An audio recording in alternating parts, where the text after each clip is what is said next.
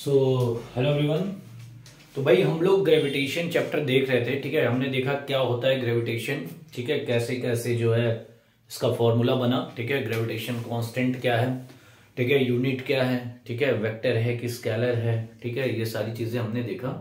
उसके बाद हमने जो है एक्सेलरेशन ड्यू टू ग्रेविटी, ठीक है, ऑन अर्थ निकाला, यानी स्मॉल जी की वैल्यू अर्थ पे हमने निकाली, जो कि लगभग 9.8 मीटर पर सेकंड स्क्वायर के बराबर आता है। देखो एक इंपॉर्टेंट चीज है कि जब तक आपका, ठीक है, जब तक आपका बोला ना जाए क्वेश्चन में कि जी की वैल्यू 9.8 मीटर पर सेकंड स्क्वायर नहीं है, यानी कि 10 लेना है, तब तक आप उसको 9.8 मीटर पर सेकंड स्क्वायर ही लेंगे। अगर जी की वैल्यू क्वेश्चन में नहीं दी है, नहीं गिवन है, तो आप अभी आपके लेवल पे वो आप उसको 9.8 मीटर पर सेकंड स्क्वायर ही लेंगे।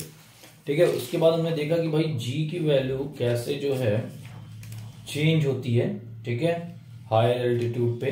ठीक है, फिर हमने देखा कि भाई, अच्छा मैंने क्या देखा कि भाई जैसे जैसे हम लोग ऊपर की ओर बढ़ते हैं, मतलब हायर एल्टीट्यूड पे, तो जी की वैल्यू डिक्रीज होती है।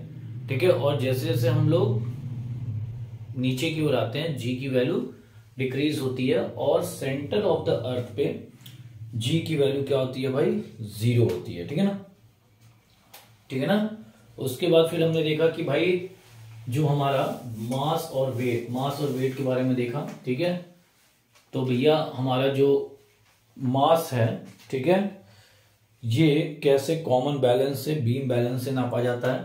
ठीक है, और जो हमारा वेट है, ठीक है, वो हमारा स्प्रिंग बैलेंस से नापा जाता है। ठीक है, तो आज हम लोग एक इंपॉर्टेंट टॉपिक देखेंगे, weight of an object on the moon.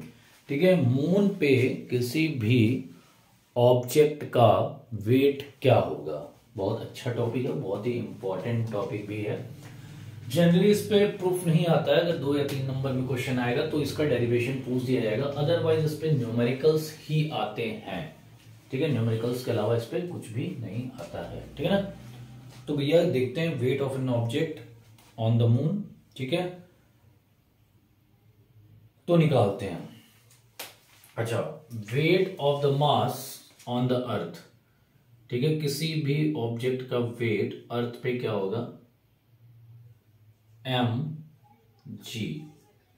M क्या है, मास ऑफ दैट ऑब्जेक्ट। ठीक है, और ई क्या है, ई क्या है भाई, acceleration due to gravity on the earth. और हम लोग अपने फॉर्मूले से निकाले हैं।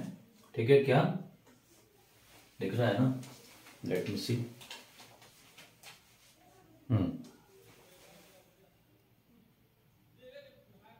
ठीक है, तो हमने फॉर्मूले से क्या निकाला है, W is equal to M G. ठीक है, और G E acceleration due to gravity क्या होता है भाई, capital G M E upon R E square.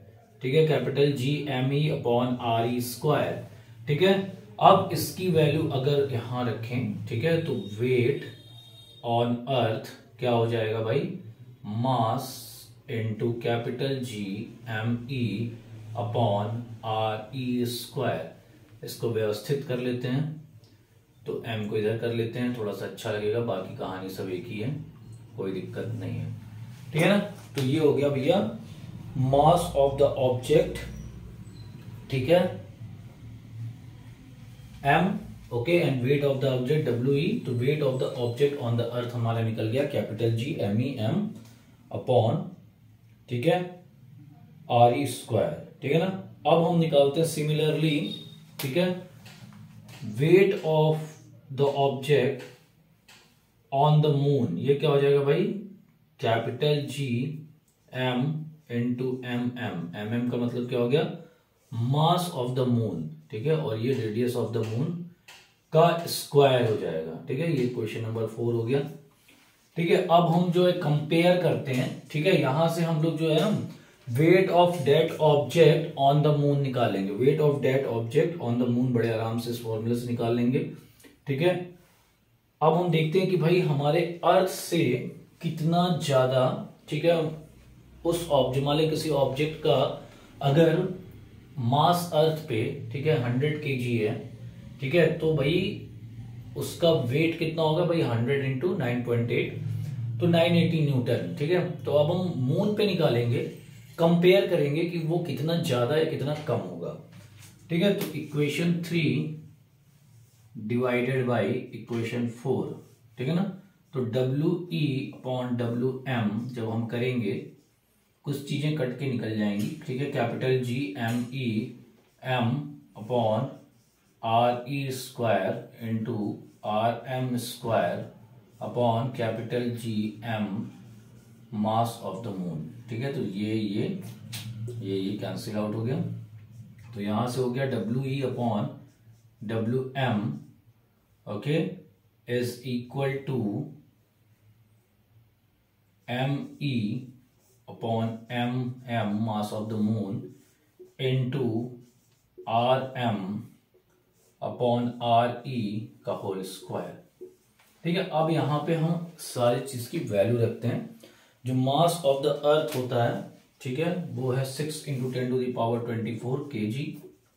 ठीक है, और जो मास ऑफ द मून होता है दैट इज 7.36। ठीक है, इसको मैं 7 ले रहा हूं, 7.36 होता है, एनसीईआरटी में गिवन है। 7 × 10⁻22। ठीक है, रेडियस ऑफ अर्थ होता है 6 × 10⁻6। ठीक है, 6 × 10⁻6। और रेडियस ऑफ द मून जो होता है वो होता है आपका 1.74। ठीक है, इसको मैं 2 ले रहा हूं, 2 × 10⁻, ठीक है, 6 का होल स्क्वायर। ठीक है ना, क्लियर हो गया। ठीक, अब यहां से देखो ये कैंसिल हो गया, 2 × 3 = 6। ठीक है, मैं इसीलिए ऐसे लिया था, ये 22 होगा, 10⁻22। ओके, अब ये ऊपर गया तो ये 6/7, ठीक है, इंटू 10⁻2 हो जाएगा, और ये 2 × 3 = 6 हो गया। ठीक है, यानी कि 1/9 हो गया। ठीक है ना, यही होगा। तो यहां से WM/WE इज इक्वल टू 9 × 7, ठीक है, अपॉन 600। ठीक है, तो ये 0 पॉइंट समथिंग में आएगा। और अगर हम इसको 1/, में लिखें, ये देखो मैंने डेसिमल को इग्नोर किया है, तो ये लगभग आता है 0.165 होता है। ठीक है, 0.165 आएगा, और ये लगभग 1/6 के बराबर होगा।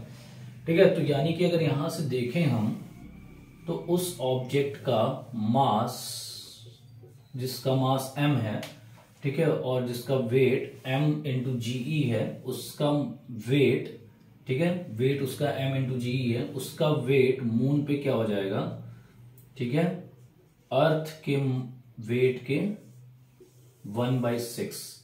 ठीक है, यानी कि weight of that object on moon, okay, is weight of object on earth, that object on earth upon 6। यानी कि अगर किसी ऑब्जेक्ट का वेट अर्थ पे 16 न्यूटन है, ठीक है, तो उसका वेट मून पे 10 न्यूटन हो जाएगा। क्लियर है? ठीक है, तो अगर मैं बोल रहा हूं कि मैं 60 न्यूटन अर्थ पे हूं, तो मैं वहां जाके मेरा क्या हो जाएगा भाई, वेट कम हो जाएगा। तो ये बहुत इंपॉर्टेंट टॉपिक था, किस रेशियो से चेंज होता है, तो 1/6। ठीक है, तो अब थ्योरी सारी खत्म हो चुकी है। ठीक है, हम लोग को बस अब देखना है क्या भाई, इस पे क्वेश्चंस। ठीक है, अच्छा मैंने ये बताया था कि भाई हायर एल्टीट्यूड पे जाने पे, ठीक है, किसका, ठीक है, बॉडी का एक्सेलरेशन ड्यू टू ग्रेविटी क्या होती है भाई, डिक्रीज होती है। एक्सेलरेशन ड्यू टू ग्रेविटी क्या होती है, डिक्रीज होती है। और सेंटर ऑफ द अर्थ पे, ठीक है, एक्सेलरेशन ड्यू टू ग्रेविटी 0 हो जाती है। ठीक है ना, तो ये बात याद रखना। ठीक है, और हमने देखा था क्या, 3 इक्वेशन ऑफ मोशन। ठीक है, तो सेम वो यहाँ के लिए भी वैलिड है। ठीक है, जैसे हमने देखा था v = u+at, तो यहाँ पे a की जगह एक्सेलरेशन ड्यू टू ग्रेविटी की जगह gt हो जाएगा। v क्या है, फाइनल वेलोसिटी, u क्या है, initial velocity, g acceleration due to gravity, ये टाइम है। ठीक है, और मान लेते कोई ऑब्जेक्ट, ठीक है, फ्री फॉल। अच्छा फ्री फॉल क्या है, फ्री फॉल क्या है कि भाई किसी ऑब्जेक्ट को अगर मैं ड्रॉप करता हूं, ठीक है, किसी हाइट से, अगर वो बिना किसी क्या ऑब्स्टिकल्स से वो नीचे आ रहा है, यानी उस पर कोई अदर फोर्स नहीं लग रहा है, तो वो कहलाएगा फ्री फॉल। ठीक है, तो ये फ्री फॉल की कंडीशन है, जो ऑब्जेक्ट अपने आप नीचे आ रहा है। ठीक है, इन्फ्लुएंस ऑफ ग्रेविटी। ठीक है, ऐसा, ठीक है, ग्रेविटी उसको अपनी ओर खींच रही है। ठीक है, तो मान लेते हैं ये हाइट h है। ठीक, तो ये हो जाएगा h is equal to U T plus half G T square. ठीक है, और इसी तरह v square is equal to U square. ठीक है, प्लस 2gh। तो ये 3 मोशन के इक्वेशन यहाँ भी वैलिड है। बस किससे किससे रिप्लेस हो रहा है, acceleration due to gravity acceleration से रिप्लेस हो रहा है, और डिस्टेंस हाइट से। बाकी सारी चीजें सेम है, तो इस पे भी हम लोग करेंगे। ठीक है ना। अच्छा, इसी का उल्टा हो जाएगा कि भाई अगर हम इसको ऊपर की ओर ले जा रहे हैं, नीचे से ऊपर फेंक रहे हैं, तो acceleration due to against gravity, तो यहाँ माइनस हो जाएगा। बस बाकी सब वही रहेगा, मतलब जहां जहां जी है वहां माइनस जी हो जाएगा। क्लियर है। तो आई थिंक कोई प्रॉब्लम नहीं होनी चाहिए। ठीक है, अब हम लोग इस पे जो है न्यूमेरिकल्स स्टार्ट करेंगे कल से। Okay, thank you.